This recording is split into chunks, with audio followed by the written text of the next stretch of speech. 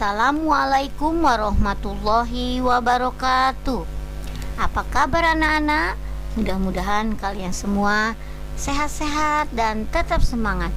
Alhamdulillah kita bisa bertemu lagi dengan mata pelajaran Akidah Akhlak kelas 2. Kita sudah sampai di bab 6, yaitu akhlak tercela ya. Nah, namun sebelum kita mulai, baiklah kita berdoa dulu ya. Bismillahirrahmanirrahim.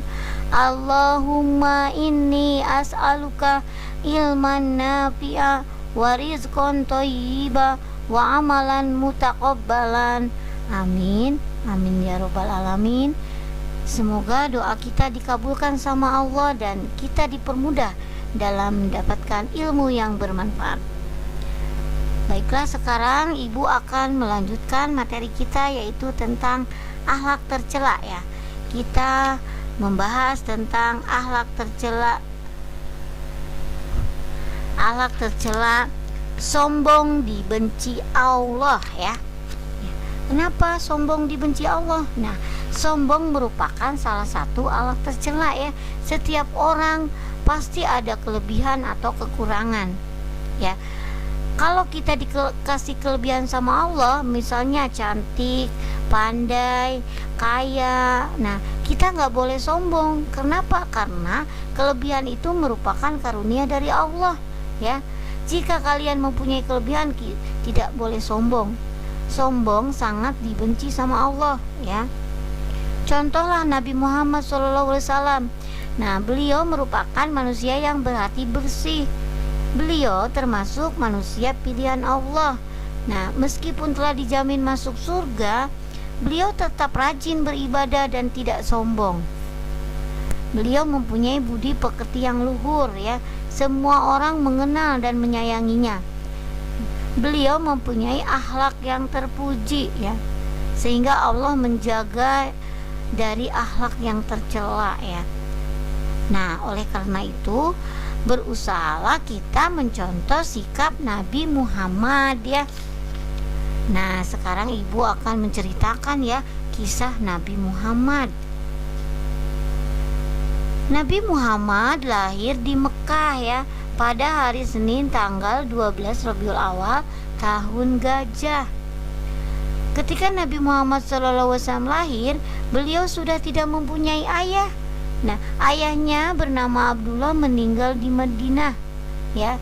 Nabi Muhammad SAW lahir dalam keadaan yatim. Nah, anak-anak bagaimana kalau kita yang mengalami seperti ini? Tentu kita sedih banget. Ayah kita sudah tidak ada pas kita lahir. Nah, alhamdulillah kita lahir masih lengkap, ada ayah, ada ibu ya. Maka bersyukurlah sama Allah atas nikmat ini ya.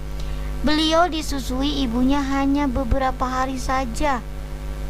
Nah, beliau diserahkan kepada Halimah Sya'diyah ya, ibu susunya. Selama mengasuh Muhammad, Halimah merasa mendapat berkah. Ternaknya berkembang dengan cepat. Keadaan ekonominya menjadi semakin baik.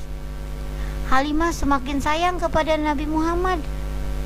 Beliau dianggap seperti anaknya sendiri ya. Itu kisah Nabi Muhammad. Muhammad diasuh pamannya bernama Abu Thalib ya. Abu Thalib termasuk orang yang kurang mampu. Setelah Muhammad hidup bersamanya, keluarganya merasakan keberkahan.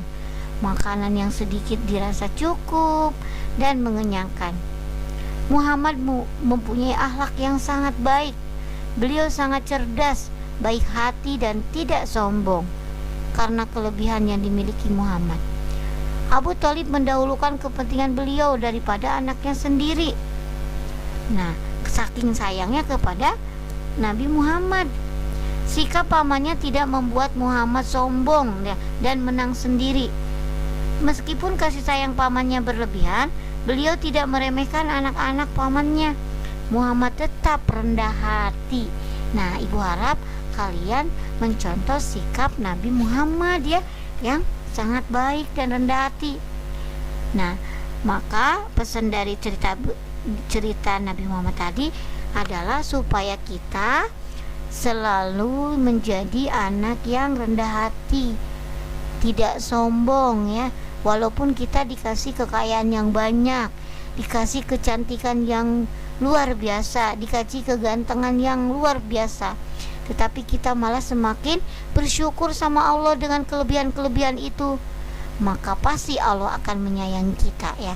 Mungkin itu saja cerita tentang akhlak yang tercela bab 6 dari Assalamualaikum warahmatullahi wabarakatuh.